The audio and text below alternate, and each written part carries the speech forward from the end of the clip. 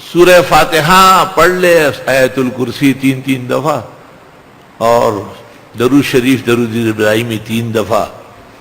اور اس کے بعد وما انفقتم من نفقۃ او نذرتم من نذر فإن اللہ یعلم وما للظالمین من انصار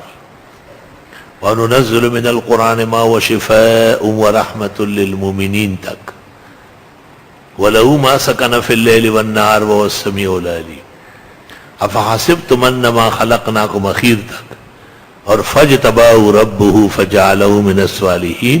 وَإِن يَكَادُ الَّذِينَ كَفَرُوا لَيُزْلِقُونَكَ بِأَبْصَارِهِمْ لَمَّا سَمِعُوا الذِّكْرَ وَيَقُولُونَ إِنَّهُ لَمَجْنُونٌ وَمَا هُوَ إِلَّا ذِكْرٌ لِّلْعَالَمِينَ۔ صبح و شام 3 دفعہ دم کرے، بچوں کو بھی خیر ہو جائے گی۔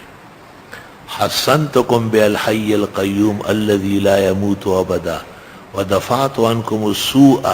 بلا حول ولا قوة الا باللہ العلی العظیم۔